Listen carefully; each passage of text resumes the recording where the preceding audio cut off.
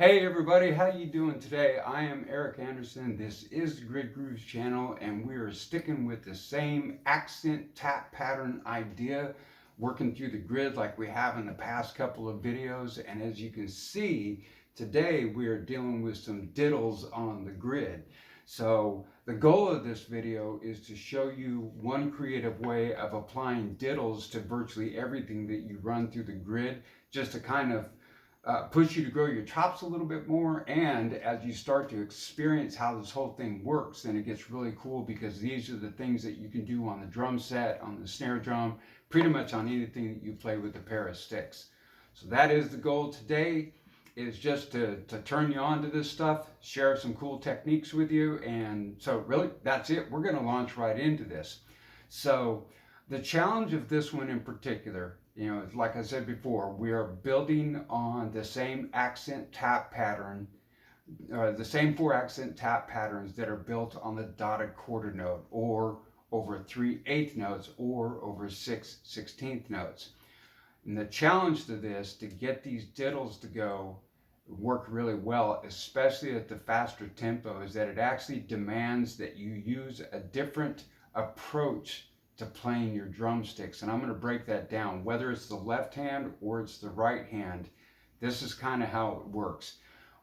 We typically will play from the wrist and the fingers, either double strokes like this, or if it gets fast enough, we'll kind of lighten everything up, let the wrist still go up and down, loosen up everything just a little bit to get that nice double stroke. But you get yourself to a tempo eventually where the tempo increases enough where trying to play it with the wrist handling all the motion actually becomes a liability, and actually becomes difficult. And that's what happens with this one in particular at 60 beats a minute. That the rate that we're playing the 16th notes is a bit too fast to get some good crisp sounding diddles on top of those accents. So this is kind of your way to hack your way through that. Like I said, typically what we do is we'll play with the wrist and loosen up the fingers a little bit to get a nice diddle. But once you get to about, at least for me personally, about 55 to about 58 beats per minute, there's a gradual transition that takes place, and that transition is actually in the wrist. So I'm going to kind of break down the mechanics from tip all the way up to the elbow. What happens is, as the tempo comes up, right, your sticks are still going to go for the double, but the first change is in your thumb. So is your thumb and these fingers here. So the idea is to get your thumb placed at about 45 degrees on the top of the stick. And then along with that, make sure that your thumb is kissing this knuckle right here. And the purpose behind that is so that you can control the amount of rebound that you get out of the stick. And then the other thing is, these back fingers here in particular, you actually want to open them up just a little bit to really let the stick kind of do its thing, let it bounce. And the real thing that you're trying to figure out here with all this is the amount of pressure you need to apply with your thumb to the stick to limit just how much or how quick the stick bounces. Now the other part of this, or the next part of this, is actually in your wrist. And the idea is that when you start to get up in tempo, instead of playing from the wrist, what you really want to do is actually keep your wrist as straight as you can, like this. Now I say keep your wrist straight, but I'm asking you, please do not contract the muscles and keep that wrist really rigid, for a couple reasons. Number one, because the moment that you tighten up, it makes it difficult to do everything. And in this particular one, when your hand is playing the taps, you still want to have that nice, loose, fluid wrist motion. But when it's time to go into those diddles, that's where you just need to keep your wrist straight, and this brings us to the third part of this new approach, or this different approach to playing it. You're actually going to execute this from the elbow, right? And here's why. Because with your wrist just nice and straight, when your elbow lifts up just a little bit, take a look at how much stick tip deflection there is, how much it comes up from just a little bit of elbow movement. So when you move from the elbow, the effect that it has on the tip of the stick, which is what's going to play, is pretty huge. It's not like you're taking your elbow all the way up like this. It's a very small movement of the forearm right here at the elbow. And as the tempo comes up, you're just going to push in and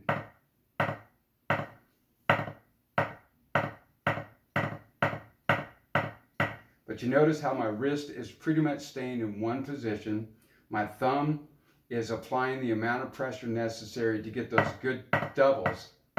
And virtually all the motion is actually done from the elbow and drives the entire forearm and the stick into the pad instead of trying to do that with your wrist. Because trying to do that with your wrist really is going, now you've got your thumb tight and then your wrist is trying to move. There's too much muscle contraction in the forearm, which is going to make this one pretty difficult to execute. So again, it's just a quick review. From the stick tip, well, the stick is no big deal. Thumb at about 45 degrees on the stick. Also kissing this knuckle here. Fingers are open just a little bit. The wrist, try to keep that as straight as you can, or at a set position, and then let your elbow literally just drive the stick. If you let the elbow drive the stick, drive your forearm and your stick, it actually makes it a lot easier to get this to go well for you. And what's amazing about this, and I think this is the coolest thing in the world, as the tempo goes up, let's say you go from 60 to 65 to 70 beats a minute, that using this idea of making the push from the elbow actually gets easier and easier as the tempo goes up. And you can easily hit 80 or 90 beats a minute, which is some pretty fast 16th notes that are being played over, against a dotted quarter note kind of click. So now we're going to go through this like we always do. We're going to do it at 50 beats a minute. Then we're going to do it at 55 beats a minute, and then finally we're going to play this again at the original tempo, or at the tempo that this video was opened up with, which is 60 beats a minute. So let me roll off my metronome here, 10 clicks. So here we are, we're at 50 beats a minute. 50 beats as in, 50, each of those clicks is mapping out the dotted quarter note, right? And that's what you're hearing from my cowbell, is the dotted quarter note click. So here we go at 50, let's see what happens. So, 1, 2.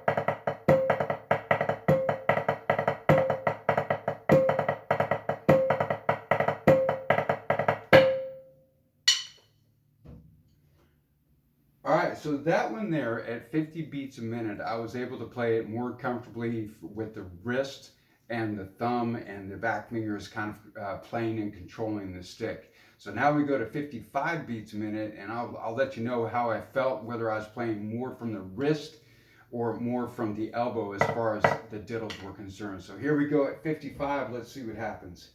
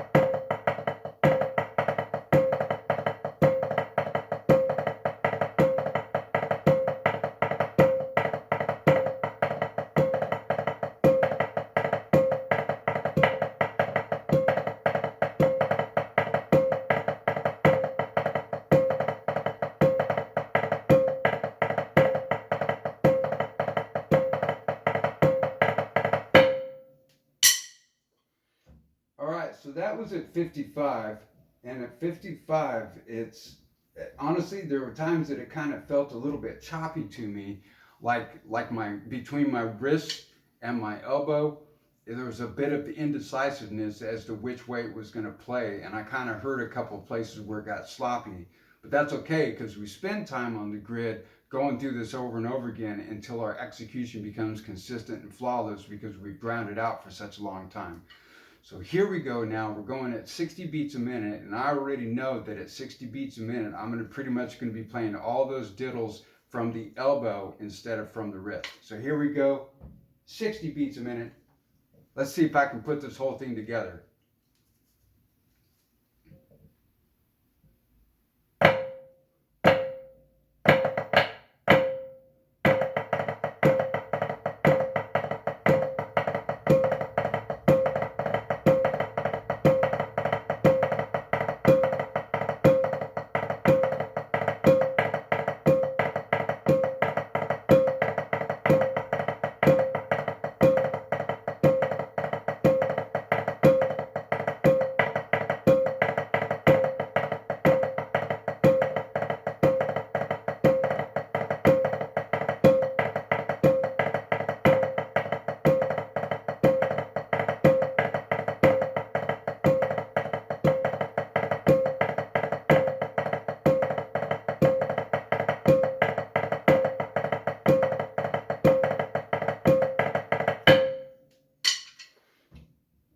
All right, and there you go. At 60 beats a minute, I was definitely playing primarily from the elbow more so than from the wrist, and I did hear like a little bit of sloppy in there every now and again, but I'm not the least bit worried about it, because I can tell you why.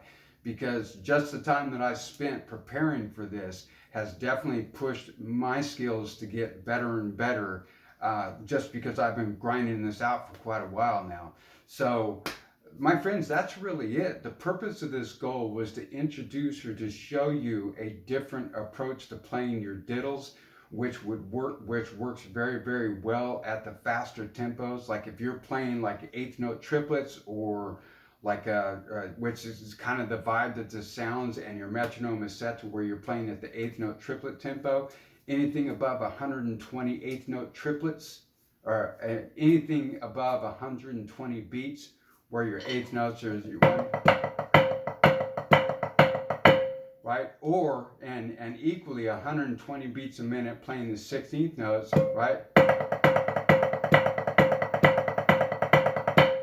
Once you start to get above about 120 beats a minute, what's going to happen is that's where it's the time to make that conversion from playing primarily with the wrist when you're working on diddles, that is, to start to transition from, to, once again, just a quick review, have your thumb positioned against the knuckle, about 45 degrees on the stick so that there's no gap here. The wrist is just kind of held in a, I'm missing the right word, in a relaxed but firm position, and then you're pretty much driving the stick from the elbow instead of from the wrist. That was the goal of this video, was to reveal this little trick about how the elbow can really be used to get really quick diddles to come out at the faster tempos. So please let me know, did I hit that goal?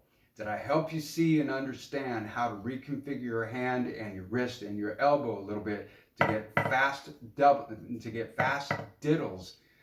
If I did, do me a favor. First of all, most importantly to me, is definitely share this with other people so that they can get something out of this as well, like you did.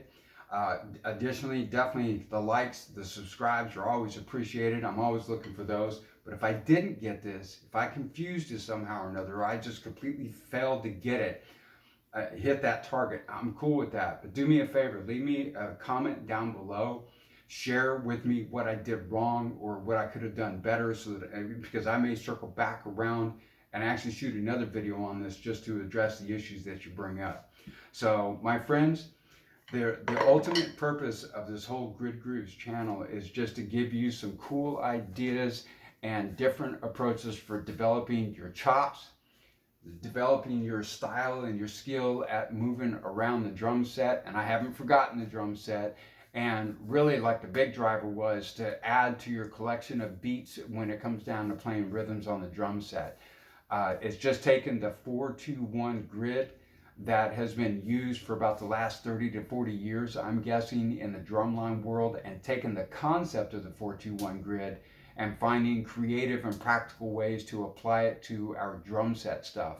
So again, the reason why I spend time with sticks on a practice pad is because when you learn how to play these instruments, then your drum set sounds a lot better, and so do your 5-gallon buckets, and so does that concrete slab, and so does everything that you play your drumsticks on. So that, my friends, is it. I'm out for the day. I am Eric Anderson. This is the Grid Grooves channel. Thank you all very much for tuning in, and I will see you on the next video.